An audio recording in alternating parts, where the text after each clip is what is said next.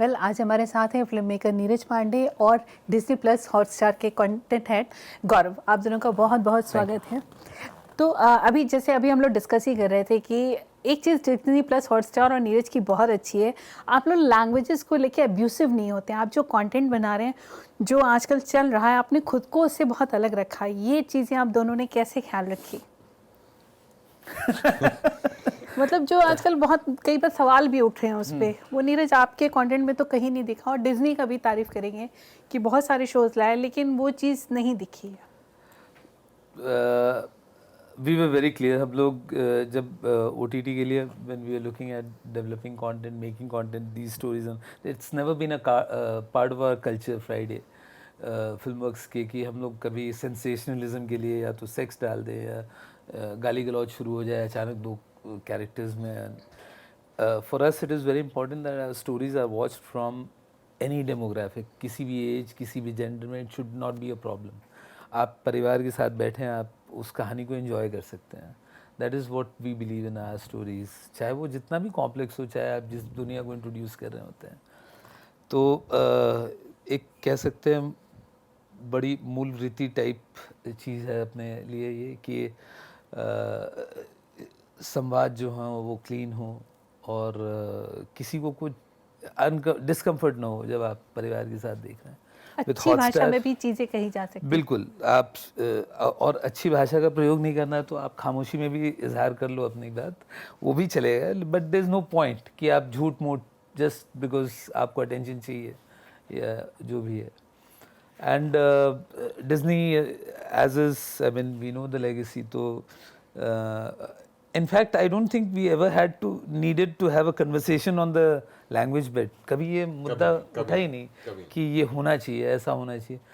Our core values for both the organizations have pretty much been the same. गौरव क्या कहेंगे आप? नहीं, बिल्कुल। और मैं नीरज जी को कई सालों से जानता हूँ और पिछले 6 साल से हमने 3 शोज़ पे एक साथ काम किया है। और आपने जब ये सवाल पूछा उससे पहले ऐसा कोई मोमेंट ही नहीं था जिसमें हमें इस पे बातचीत करने की ज़रूरत पड़ी। तो बिल्कुल हम एक ही पेज पर हैं इस पे और हमेशा से रहें। लेकिन हमारा ये भी मानना है कि कोई बहुत ज़्यादा हार्ड एंड फास्ट रूल इस पर हम नहीं चाहते, क्योंकि इससे भी एक बड़ा रूल है और वो रूल हमारे लिए ये है ऑथेंटिसिटी का और conviction of the film maker का। तो अगर कोई और फिल्म मेकर हैं जिनका कि बहुत कन्विक्शन है कि इस किरदार को इस सिचुएशन पे मैं दिखाने के लिए ये थोड़ा सा होना ज़रूरी है, तो हम उसको रोकेंगे नहीं। तो थोड़े और बड़े में बहुत फ़र्क जी, होता है। जी। तो हम कभी ऐसी कोई कहानी नहीं कहना चाहते जो कि सेंसेशनलिस्टिक हो, जिसका उद्देश्य सिर्फ आपको चौंकाना है, राइट? चिल्लाकर ऐसे ज़बरदस्त ऐसा कुछ हॉट जो कहीं और नहीं है, वो सब हमारा बिजनेस बिल्कुल नहीं है। हम चाहते हैं कि आपको हम ऐसी कहानी कहें जिस कहानी से आपका मन लगा रहे, आप उसके बारे में दोबारा सोचने पर मजबूर हों और आपको ये हमेशा फीलिंग आए कि यार इसमें नेक्स्ट क्या होगा ना, ये मुझे देखना है, इसमें मुझे मज़ा आएगा या इसको जानना मेरे लिए ज़रूरी है। तो वो हमारा कोर उद्देश्य है। और अक्सर उसमें ऐसा भी कुछ होना चाहिए जिससे कि आप अपनी ज़िंदगी के बारे में भी कुछ सीखें। तो वो एक ऐसे आपके अंदर थॉट्स इवोक करें जो आपको अपनी ज़िंदगी, अपनी दुनिया के बारे में और बहुत कुछ सिखाएं।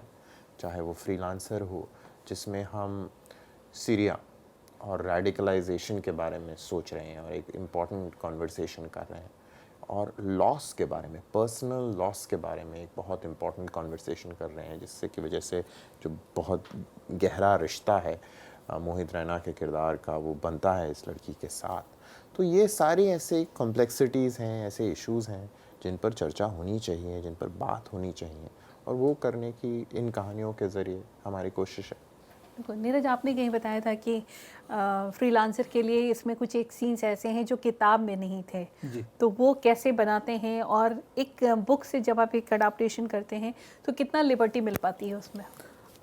हुआ ये कि मतलब जब शिरीष ने ये शिरीष थोराट जिन्होंने ये किताब लिखी है, उनसे जब हम मिलना शुरू किया हम लोगों ने राइटिंग को लेकर, तो पता चला कि उन्होंने काफ़ी झिझक की ये किताब भी लिखी थी उस समय। काफ़ी चीज़ें थी जो वो बहुत खुलकर नहीं बोल पाए थे अपनी किताब में।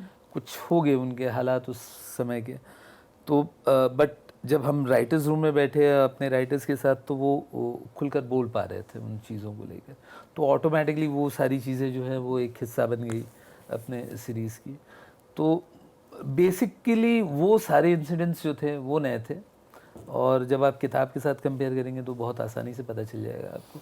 काफ़ी चीज़ें थी जो डेप्थ में वो जा पाए, पहले जिसको लेकर उनको बहुत झिझक थी, तो और वो ड्रामा को बहुत ऊपर लेकर जाती हैं ये सारे इंसिडेंट्स, तो we had the luxury of tapping into that. तो गौरव, लेकिन डिज्नी प्लस हॉटस्टार देखा जाए तो एडाप्टेशन चीज़ें काफ़ी ले रहा है, चाहे वो फॉरेन शोज़ हों या बुक्स हों, कोई ख़ास वजह है, कहना चाहिए इजी फॉर सक्सेस? नहीं, क्योंकि अडाप्टेशन का काम अक्सर लोग कहते हैं कि वो नीरज जी हंस रहे हैं, कुछ कहना चाह रहे ओरिजिनल हैं? कहानी लिखने से मैं ज़्यादा मुश्किल है। क्योंकि अडाप्टेशन को जब आप बुरी तरह से डिफाइन करते हैं तो उसका मतलब होता है कॉपी पेस्ट, जो आप कभी नहीं कर सकते, और अगर आप करने जाते हैं तो क्लियर है कि वो प्रोजेक्ट फेल हो जाएगा, लोगों को अच्छा नहीं लगेगा। लेकिन अडाप्टेशन जब आप अच्छे से करते हैं, खूबसूरती से करते हैं, तो इस तरह की चीज़ें होती हैं जो अभी नीरज ने बताई। क्योंकि एक कहानी है, उसने आपको एक तरह की चीज़ें ऑलरेडी बता के रखी हुई हैं, और आपका काम उसके ऊपर शुरू होता है, right? So the Neeraj Pandey difference is coming on top of what already exists in a really good book, in a very very good story, and some amount of world building already exists, and वो उसको और बेहतर बनाएंगे, right? तो हमने इसे अक्सर देखा है। अगर आप हमारी British adapted series criminal justice की बात करें, तो जो ओरिजिनल सीरीज़ है वो तो 2 ही कहानियाँ हैं, लेकिन हमने हिंदुस्तान में पहली बार अब वो 3रा सीज़न बनाया। इस वक्त हम 4था सीज़न शूट कर रहे हैं, राइट, पंकज त्रिपाठी जी के साथ।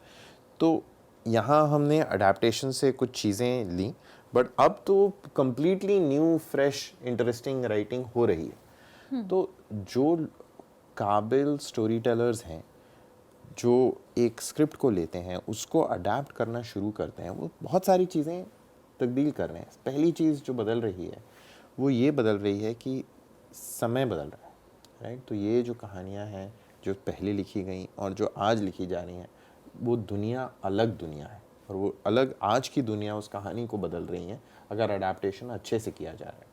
दूसरी चीज़ कि सीरीज़ का जो आर्ट फॉर्म है वो आर्ट फॉर्म अलग है, राइट? तो अगर वो नॉवेल है तो मतलब वो 100, 150, 250 पेजेस की कहानी है, उसको 8 घंटे की एक सीरीज़ बनानी है नीरज जी को और उनकी टीम को, जिसका कि एक दूसरा कदम भी हो सकता है जिसमें 7-8 घंटे की और कहानी हो, और फिर एक तीसरा कदम भी हो जिसमें 7-8 घंटे की और कहानी हो।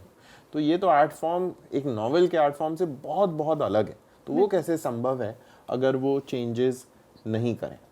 और तीसरी चीज़, हर बार एक स्टोरी टेलर और एक एक्टर और एक क्रिएटिव टीम एक अपना नया अलग रेंडिशन लेकर आती है किरदारों को और सीक्वेंसेस को, और वो उस चीज़ को और तब्दील कर देती हैं। अगर उस ब्रिटिश एक्टर को आप देखेंगे जिन्होंने क्रिमिनल जस्टिस पे वही रोल किया, एक तरीके से किया, राइट, वो भी अच्छा था, और पंकज त्रिपाठी जी ने उसी रोल को अपने अंदाज में बहुत अलग इंटरप्रिटेशन दिया जो मेरे ख्याल से ओरिजिनल है।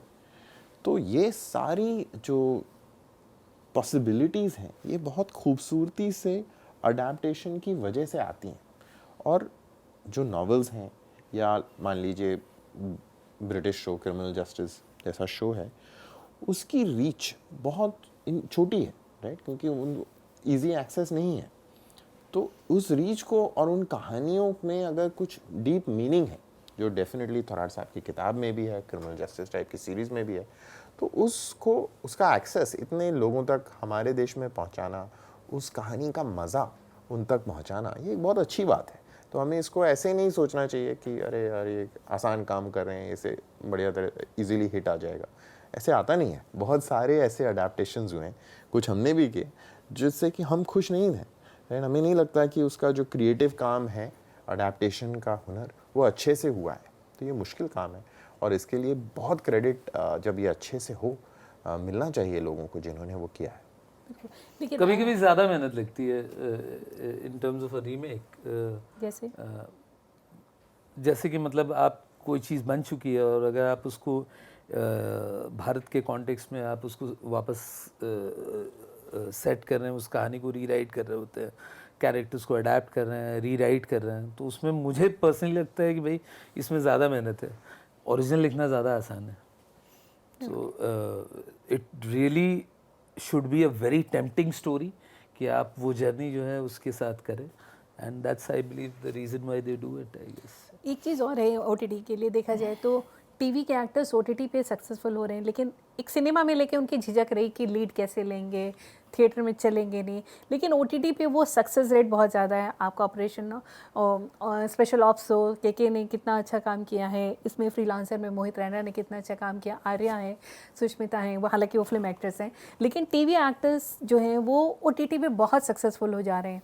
वो हेजिटेशन उनको ओटीटी पे लेके नहीं है, आप लोगों में भी नहीं होता होगा ऐसा? कैसे ये डिफरेंशिएशन कहीं रहता है? एक्टर है वो, ये मेरे ख्याल से इस तरह से कैटेगराइज करना कि ये टीवी कई टीवी एक्टर कहते हैं हमें लेबल कर दिया जाता है, हम टीवी एक्टर हैं, हमें जल्दी मौके नहीं मिलते. अनफॉर्चुनेट है, but we don't look at it that way. In fact हमारी जो भी कास्टिंग डिस्कशंस रही हैं internally between both Friday and Hotstar, I don't think that we have ever referred to any talent as a TV actor or a cinema actor. We've taken names and we've decided upon in fact let me put it on record also that both the companies came together and they are pushing some of the biggest shows on the Indian landscape, and we are doing it with actors who we feel are right for the part irrespective of what the commercial standing of that actor is, and those are the decisions that we've taken cumulatively. So this is how we operate, and we want to go about our business. बिल्कुल. और मुझे लगता है ये categorisation, इस categorisation को हमको retire कर देना चाहिए. मेरे ख्याल से ये पहले दिन से ही गलत था. अगर आप देख रहे हैं हिंदुस्तान के सबसे बड़े बॉलीवुड एक्टर शाहरुख खान साहब हैं, वो तो टीवी से ही स्टार्ट किए थे, राइट. और आज अगर हम किसी बहुचर्चित फिल्म की बात करते हैं तो हम बात करते हैं 12th फेल की. उसमें विक्रांत मैसी हैं. विक्रांत भी टीवी के एक्टर थे, उन्होंने वेब सीरीज़ क्रिमिनल जस्टिस में काम किया, अब वो 12th फेल के स्टार हैं. तो विक्रांत क्या है? वो टीवी के एक्टर हैं, वेब के एक्टर हैं, फिल्म एक्टर हैं. कौन है? ओटीटी पे भी बहुत अच्छा किया. करें, बिल्कुल. क्रिमिनल जस्टिस में थे. तो पंकज त्रिपाठी जी की हम बात करें, ओ माय गॉड 3 आई, वो उनकी फिल्म थी, क्या शानदार काम है, राइट. तो अभी पंकज त्रिपाठी जी का स्टारडम मेरे ख्याल से शुरू होता है क्रिमिनल जस्टिस के साथ और मिर्ज़ापुर के साथ. तो मेरे ख्याल से आज की दुनिया में ये जो सारी कैटेगराइजेशन है ना, ये हमारे ऑडियंसेस ने इनको रिजेक्ट कर दिया है. तो इंडस्ट्री में कुछ लोग हैं जो पीछे रह गए हैं, जो नहीं समझ पा रहे हैं कि ऑडियंस कहाँ पहुँच चुकी है. शायद उनको ये विश्वास हो, लेकिन हॉटस्टार में, फ्राइडे फिल्मवर्क्स में ऐसा कोई विश्वास कभी भी नहीं था. हम हमेशा ये सोचते रहे हैं कि ये किरदार है, इस किरदार को कौन सा एक्टर बेहतरीन तरीके से कर सकते हैं. और अक्सर वो ऐसे लोग हैं जिन्होंने अपना ज़्यादातर काम फिल्मों में किया है. अनुपम खेर जी की भूमिका फ्रीलांसर में बहुत अमेजिंग है, और ऑब्वियसली वो इस देश के बेहतरीन फिल्म एक्टर्स में से एक हैं. उनका जो काम है पिछले 45 सालों में शानदार रहा है. लेकिन वो उस रोल के लिए बेहतरीन थे, इसीलिए नीरज जी को लगा और हमें लगा कि वो परफेक्ट है, हमें उनको कास्ट करना चाहिए. मोहित ने हमारे ही साथ, मेरे ही साथ महादेव किया है और बेहतरीन टीवी शो है, और उसके बाद उरी जैसी फिल्म में उनकी भूमिका ज़बरदस्त रही है, और फिर नीरज ने उनको फ्रीलांसर में कास्ट किया. तो अभी मोहित रैना एक बहुत बहुत अच्छे एक्टर हैं, चाहे वो टीवी पर काम करें या वो फिल्म में काम करें या सीरीज़ में काम करें, और सब जगह वो बेहतरीन काम को बहुत अच्छे से देखा गया है. तो मोहित रैना हो या अनुपम खेर हो या कश्मीरा हो, आपने अभी शो टाइम का जिक्र किया, रहे, हमारी लीड एक्टर टीवी से हैं, उन्होंने टीवी पे बेहतरीन काम किया है. तो ये जो सारा लेबलिंग है, ये सब मेरे ख्याल से रिटायर हो जाना चाहिए. इसकी कोई जगह आज की इंडस्ट्री में नहीं है. लेकिन एक चीज़ और है, जैसे कहानियों में तो हमेशा स्कोप होता है नीरज कि आप कैरेक्टर्स जितना बेहतर तरीके से दिखा सकें, उनकी कहानी को डेवलप कर सकते हैं. लाइक फ्रीलांसर में आप अलग अलग कैरेक्टर को दिखा सकते थे, फिल्म भी बन सकती थी। तो वो सेग्रीगेशन करना आसान होता है कि नहीं, फिल्म बना लेते हैं या वेब बना लेते हैं, वो चूज़ करना आसान होता है आपके लिए, या लगता है कि ये कैरेक्टर और जा सकता है, अब वेब का ऑप्शन अच्छा हो गया है तो ज़्यादा बेटर हो गया है? नहीं, that is the shortest discussions we have किसी भी आइडिया को लेकर कि इस पे फिल्म बननी चाहिए या इसको वेब पे एक्सप्लॉइट करना चाहिए या इसको डेवलप करना चाहिए। ये हमारे यहाँ हमारी कंपनी में 10 से 15 मिनट से ज़्यादा का डिस्कशन नहीं होता है। Oh. Yeah, because inherently every story will tell you very clearly if you listen to it that which is the format that's going to be best for it. And I'm saying this out of complete humility that it does not if you don't fall into the temptation कि हाँ मतलब यार अभी मौका है, आजकल ये चल रहा है, अब इसको ऐसे देखते हैं, अगर if you don't fall into all those traps, it's a very simple discussion. तो अभी आजकल यूनिवर्स का दौर चल रहा है, आपने नहीं सोचा कुछ बनाने का? आजकल तो मतलब हिंदी सिनेमा में भी ट्रेंड चल रहा है और ओटीटी पे भी आ ही रहा है, तो आपकी क्या तैयारी है? नहीं, कोई तैयारी नहीं है, हम लोग ठीक हैं अपने यूनिवर्स में हम लोग इसी में जो है जो करना चाहते हैं, मतलब पॉसिबिलिटीज हो सकती है नहीं, नहीं। कहीं आ रहा और अभी if it can be predicted in an interview also कि ये करना चाहिए और ये कर सकते हैं और ऐसा देख सकते हैं, तो फिर then there is no charm ना, कि मतलब ये तो then पर आपने सोचा नहीं, कहीं ख्याल नहीं आया कि आप जो दुनिया बना रहे हो उसमें कुछ कैरेक्टर्स आपस में मिल सकते हैं, हम उनकी एक दुनिया ये किया हुआ है हम लोगों ने, बहुत पहले किया हुआ है। We did this in Baby and नाम शबाना long हाँ, time वो back, तो so किया था, लेकिन that's done. Now the world is doing it, we are not interested. मतलब नए ट्रेंड पे काम करना है। I mean, there's so much to explore there. I mean, it's again, there's a whole different world to explore. Why not? बिल्कुल। तो special ops 2 ला रहे हैं जी। आप, तो 2.5 भी, 3 का भी सोचा है, कुछ ऐसा भी है? अभी तो 2 है, अभी 2 की क्या तैयारी है? 2 is all it's shot, we are in post now and it's being edited, VFX का बहुत काम है, तो अब पोस्ट प्रोडक्शन में है वो, hopefully will come out with an announcement date very soon. Yeah. लेकिन इस बार के चैलेंज क्या थे, क्योंकि 2 तो हमने देखे हैं, वो बहुत पसंद किए गए और मतलब टू गुड क्वालिटी में उसे डाला गया है, तो आपका इस बार का क्या चैलेंज जो आप बता सकें? अभी 2 के लिए हम लोग एक्सक्लूसिवली बात करेंगे आपसे एंड बाकायदा आपको कुछ दिखाया जाएगा उसको लेकर and then will have a chat about it. Gaurav, Rudra 2 की बड़ी तैयारी थी, उसका क्या हुआ, लोग जानना चाहते हैं। फिलहाल इंतज़ार, तो एक और दिन अगर हमारे पास ऐसा मौका रहा, हम उस फ्रेंचाइज के साथ कुछ कर सकते हैं तो ज़रूर, लेकिन फ़िलहाल हम उस पर काम नहीं कर रहे हैं, क्योंकि हमारा ये मानना है कि अब जो जिस तरह की कहानियाँ कही जा रही हैं, उन कहानियों में जो हमारे पास और कहानियाँ आ रही हैं वो बहुत अच्छी हैं, बहुत अलग अलग तरह की हैं, नई तरह की हैं, नई दुनियाएं खुल रही हैं, और इसलिए अभी हमारा एक्साइटमेंट इस वक्त थोड़ा कहीं और है। तो क्या नया ला रहे हैं?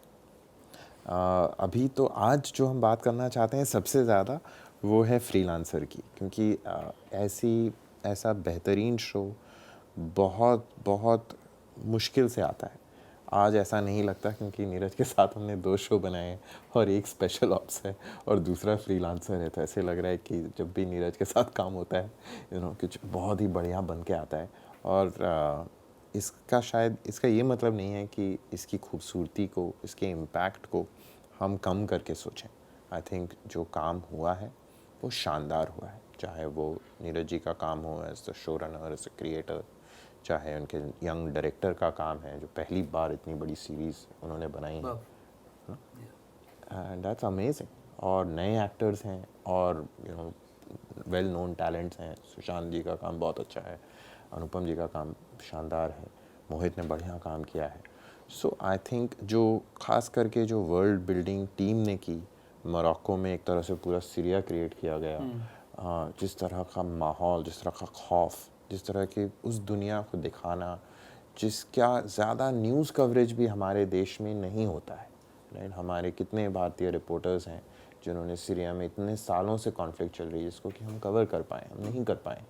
तो ये जो सीन है, ये जो कॉन्फ्लिक्ट है, ये जो तनाव है, ये हमारे घरों में फ्रीलांसर के ज़रिए पहुंचा है। और हमारी दुनिया अभी एक बड़ी मुश्किल दुनिया है। यहाँ पर कई जगह जंग हो रही हैं, और जंग की एक बहुत बड़ी वजह है कि ऐसी नफ़रतें हैं जो इस वजह से आती हैं कि हम दूसरों को, उनके पेन को, उनके घरों को नहीं देख पाते। और कहीं ना कहीं इन सब दूरियों को से आगे बढ़ना ये स्टोरी टेलर्स का, कंटेंट क्रिएटर्स का काम है, जिसे हम करने की कोशिश कर रहे हैं और जिसको लेकर हम बहुत एक्साइटेड हैं। नई कहानियाँ, अलग तरह की कहानियाँ हम हमेशा करते रहते हैं। तो एक एंड पे हमने अभी जनवरी में लेजेंड ऑफ हनुमान लॉन्च किया है, जो भारत का पहला बड़ा एनिमेशन सीरीज़ है जो अडल्ट ऑडियंसेस को फोकस करके किया जाता है। मुझे लगता है कि उस तरह का बेहतरीन काम एनिमेशन में हिंदुस्तान में बहुत कम हुआ है और हम बहुत एक्साइटेड हैं उस काम को लेकर। शो टाइम आ रहा है, वो भी एक इंटरेस्टिंग शो है, एक हॉट टॉपिक पर शो है। इतनी चर्चा होती रहती है बॉलीवुड को लेकर, और बॉलीवुड में किस तरह का क्रोनिज़म चलता है, परिवारवाद चलता है, नेपोटिज्म पे इतने चर्चाएं हुई हैं। तो उस पर एक ड्रामा करण जौहर बना रहे हैं, जिनको कि उस नेपोटिज्म के चलते अच्छा खासा बहुत कुछ सुनने में मिला है। लोगों ने उनके खिलाफ़ बहुत कुछ कहा है। तो अब वो उसको क्रिएटिवली डील कर रहे हैं, उस पेन को और उस इशू को। सो उसको लेकर भी हमें उम्मीदें हैं। उसमें भी बेहतरीन अच्छे एक्टर्स हैं। तो बहुत कुछ ऐसा है जो नया है, एक्साइटिंग है। हम हंसल मेहता के साथ भी काम कर रहे हैं, उनकी सीरीज़ आ रही है शो टाइम के बाद, लुटेरे, उसको लेकर भी हम एक्साइटेड हैं। तो बहुत इंटरेस्टिंग अच्छा काम हो रहा है। बिल्कुल। तो फ्रीलांसर 2 की भी कुछ तैयारी है? अभी फ़िलहाल तो ऑप्स 2 पे ही काम चल रहा है and hopefully will make an announcement on that also. मतलब है कुछ दिमाग में? दिमाग में तो बहुत कुछ रहता है। मतलब हम तो फ्रीलांसर 2 के लिए पूछ रहे हैं। नहीं, बिल्कुल अगेन उचित समय पर इस पर भी बात की जाए। बिल्कुल। बस चलते चलते आखिरी सवाल, क्योंकि जब स्पेशल ऑप्स आया था उस समय कोरोना हुआ था और लोगों को कंटेंट नहीं मिल रहा था। आप जब आए थे तो वो एक बिल्कुल ही अलग दौर था। शो इतना बिल्कुल लोगों के लिए वो एक नई चीज़ थी, एक नया एक्सपीरियंस था। ओटीटी बिल्कुल उस समय टॉप पे पहुंच गया था। अब जब हमारे 5 साल नियर अबाउट हो रहे हैं, चीज़ें आगे बढ़ चुकी हैं, तो ये इवोल्यूशन क्या लगता है, चेंजेस जो पहले कहा जा रहा था वक्त थोड़ा गुजर जाए तब पता लगेगा ओटीटी कहाँ, सिनेमा कहाँ, टीवी कहाँ, तो ये चीज़ें अब आप लोग कैसे देख पा रहे हैं? इनका काम, इनके लिए सिलेक्शन, इनके लिए एक ऑडियंस जो कहा जाता था उसकी ऑडियंस अलग है। ओटीटी के लिए अपना एक सेल फोन, आप एक अकेले के लिए है, आप वो कंटेंट देखिए। सिनेमा देखना है फैमिली के लिए हो गया। वो चीज़ें जो बांटी गई थी वो अब कहाँ पे आप देख पा रहे हैं? आई थिंक हिंदुस्तान में हम एक बहुत अच्छी जगह पर हैं कि ये सारे मीडियम्स ग्रो कर रहे हैं। हमारी फिल्म की दुनिया के लिए, थिएट्रिकल बिजनेस के लिए कई तरह से जो पिछला साल रहा है वो सबसे बेहतरीन साल रहा है। हमने 3 या 4 ऐसी फिल्में देखी हैं, 4 ऐसी हिंदी फिल्में देखी हैं जिन्होंने कि 500 करोड़ से ज़्यादा का बिज़नेस किया है। इससे पहले शायद कोई हिंदी फिल्म ने 500 करोड़ से ज़्यादा का बिज़नेस नहीं किया था, राइट। तो हिंदुस्तान के 100 साल के इतिहास में एक फिल्म नहीं बनी, एक साल में 4 बन गई। तो थिएट्रिकल बिजनेस से इससे अच्छी बात क्या हो सकती है। वहीं पर हम देख रहे हैं कि स्ट्रीमिंग में भी बड़े प्रयोग हो रहे हैं और बड़ा उत्साह है कि स्ट्रीमिंग मेन स्ट्रीम किया जा सकता है, क्योंकि देश में कनेक्टेड टीवी हाउस होल्ड्स बढ़ रहे हैं। तो लोगों के पास अब बड़े स्क्रीन्स, अच्छे internet connection, fantastic sound systems घरों में हैं।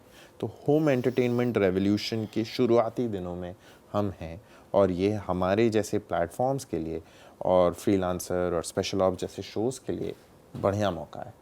तीसरी चीज़, हमारे देश में टेलीविज़न भी ग्रो कर रहा है।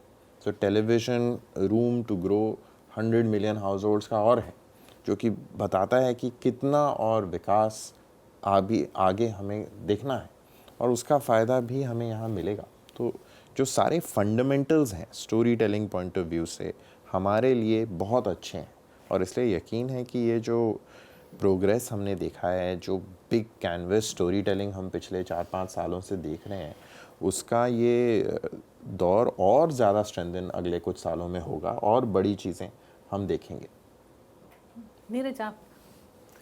सेम मतलब एक ही मेरे ख्याल से एक ही मिसकैलकुलेशन हम लोगों ने किया एज